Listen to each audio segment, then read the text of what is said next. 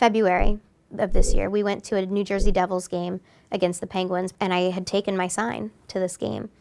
And the only thing anybody in that venue saw was my Penguins jersey. And I said, you know what, in the right place, that the sign's gonna work. We need to go to PPG Paints Arena. March 31st, we booked tickets and we went to the game. And then I guess it was about 4 or 5 minutes into the first period, Tyler said, honey, your picture's on the Penguins Twitter feed.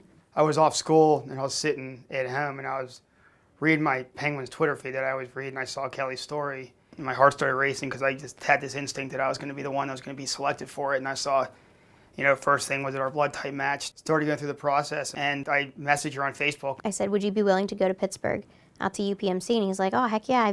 I grew up in Pittsburgh. I'm a huge Penguins fan. Like, I love Pittsburgh. So here I am. And when I walked in for surgery on Tuesday, my GFR, my kidney function was again at 9%. And 3 days later, I'm sitting here with a kidney function of 99%. But there's no words to really express the gratitude and just the way I feel about what he's done for me, because he literally saved my life.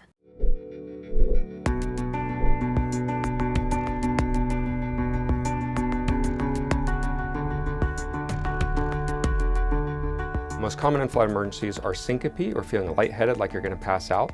Other common complaints are respiratory emergencies, gastrointestinal symptoms, and cardiovascular symptoms. We found that in most cases, in-flight medical emergencies are able to be taken care of with the equipment that's available on the flight, and only about 4% of in-flight emergencies require diversion to an alternate destination than the one that was planned. There are key things that folks should be mindful of before they travel, especially over the holidays.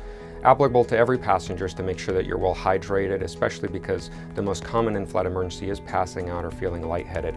Other things that are important is if you have a pre-existing medical condition where you require medications all the time, that you have those medications available to you. Don't check those medications in your checked luggage. And finally, if you have a pre-existing medical condition, you should consult with your physician to see if you need additional equipment on board. So the invasive cardiopulmonary exercise testing program is intended to diagnose people who have various forms of shortness of breath. Most people who come in to see us have already had a diagnostic workup and still unclear why they may be short of breath or have exercise limitation.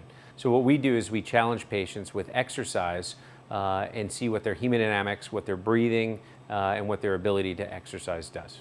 A lot of our testing is done at rest. The resting testing will only give us so much information, but a lot of times when patients come to see us, they're mainly symptomatic when they're at exertion or doing something more than rest. This test challenges them and uses exercise as a stressor in order to see why they may be short of breath.